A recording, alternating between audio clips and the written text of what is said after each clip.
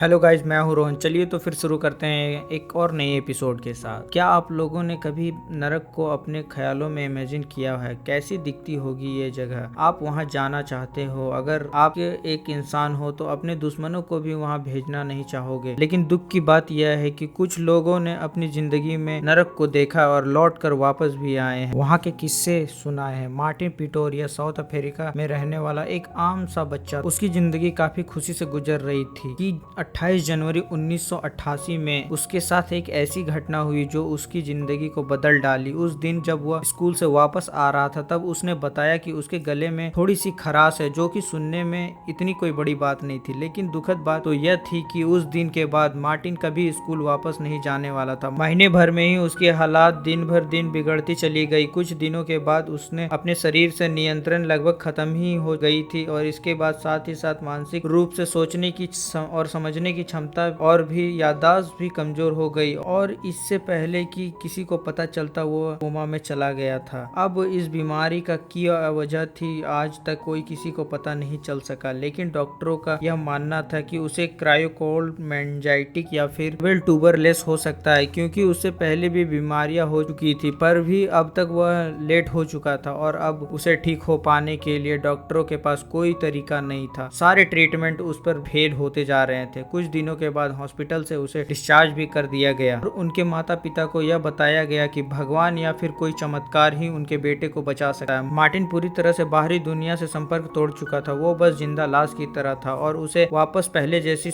आने की संभावना ना के बराबर थी। सब लोग मगर उससे ठीक होने की कामना कर रहे हैं, लेकिन वो ठीक कब और कितने समय बाद होता, यह फिर कभी होता या नहीं होता, ये कोई नहीं बता सकता। वैसे आंकड़ों के अनुसार कोमा में जाने के बाद लगभग 58% लोग कभी वापस जिंदा नहीं हो पाते हैं और उसमें से 4 दिन कोमा में रहने के बाद जिंदा हो पाने की क्षमता चांस सिर्फ 7% बच जाती है, जो फिर एक हफ्ते बाद 2% हो जाती है। तो इंसान के पास ज्यादा समय नहीं होता है कोमा से लड़कर बाहर निकल पाने के लिए नहीं होता है। लेकिन यह काफी चौंकाने वाली बात थी कि मार्टिन आंकड़ों से चुनौती देते हुए काफी लंबे समय तक जिंदा रहा और साथ में ही उसने ठीक होने की उम्मीद। बट क्या वास्तविकता में मार्टिन जी रहा था? क्या वो एक असल जिंदगी थी? करीबन 10 साल से भी ज्यादा समय मार्टिन ने घर पर बिताया जिंदा लाश के रूप में। अब तक सब ये मान चुके थे कि बस खत्म, अब कोई भी उम्मीद नहीं बची थी। इनफैक्ट मार्टिन की माँ भी भावुक होकर उसके सामने रोते हुए कहती कि काश उसे इस दर्द से आजादी मिल जाए। लेकिन एक दिन ऐसा चमत्कार हुआ जिसने सभी को हिला कर रख दिया। 25 साल की उम्र में मार्टिन को होश आ चुका थी और उसके फैमिली में उस दिन खुशी के आंसू रोए। लेकिन कहानी बस यहीं पे खत्म नहीं होती है। वह खोलने वाला था सभी रहस्य जो अपने अंदर 10 सालों से दबाए हुए था। वे एक ऐसी सच्चाई बताने वाला था जिसे सुनकर सबको रोंगटे खड़े होने वाले थे। मार्टिन के मुताबिक कोमा में जाने के कुछ सालों के बाद उसे होश आ गई। उसको कॉन्शियसनेस दोबारा आ गई थी। उसे पता चल रहा था कि क्या हो रहा है उसके आसपास, लेकिन उसका शरीर अभी भी बेजान पड़ा था। वे सब किसी बात को सुन सकते थे लेकिन कुछ बोल नहीं सकता था, बिल्कुल किसी भूत की तरह। वो एक ऐसी राक्षसों की दुनिया में कैद हो गया था जहां से वापस आ पाना नामुमकिन था। उसने कहा कि जिस दिन उसे इस बात का एहसास हुआ कि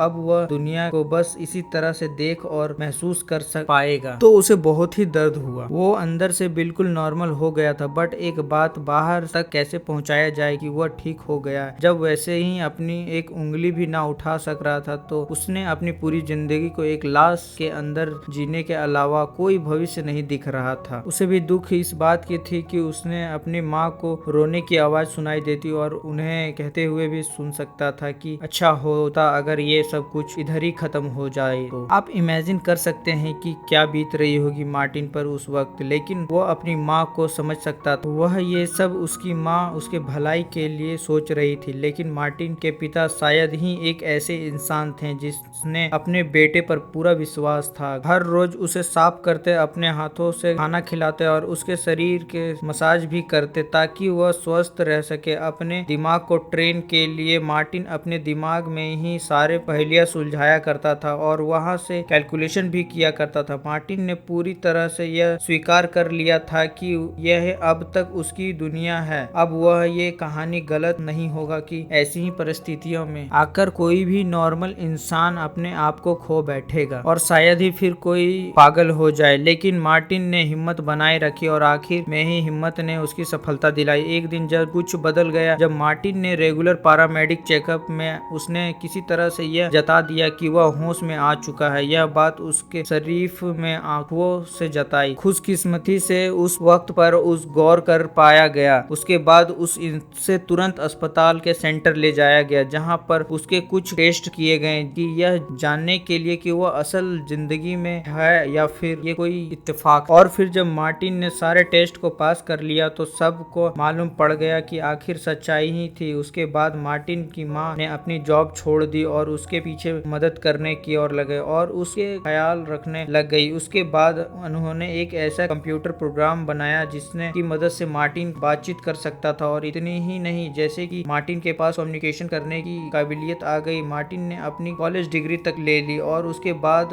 एक वेब डेवलपर कंपनी में जॉब मिल गई। अब उसे कहते हैं असली जज्बा। और जल्द ही मार्टिन के चेहरे पर स्पेशल एक्सप्रेशन आना शुरू हो गया और फिर उसका पूरा शरीर काम करने लग गई। उसने अपनी बहन की एक दोस्त से शादी कर ली और उसके बाद वह हमेशा खुश रहा। 2011 में उसने अपने एक बुक पब्लिश किया घोस्ट बॉय के नाम से, जिसमें उसने अपने साथ हुई अनुभव को शेयर की है और बताया है कैसे वो एक ऐसी दुनिया में कैद था जहां वो दोबारा कभी नहीं जाना चाहता है और कोई भी वहां जाना चाहेगा। मार्टिन सभी के लिए एक ऐसा इंस्पिरेशन है जो कि ये साबित करता है कि उम्मीद और निश्चयता और मेहनत से आप जिंदगी में कुछ भी हासिल कर सकते हैं। वीडियो अच्छा लगा हो तो वीडियो को लाइक करें और चैनल पे नहीं हो तो चैनल को सब्सक्राइब करें। Thank you for watching this video. मैं आप लोगों के लिए ऐसे और भी नए वीडियो लाता रहूंगा, तो प्लीज चैनल को सब्सक्राइब कर लें।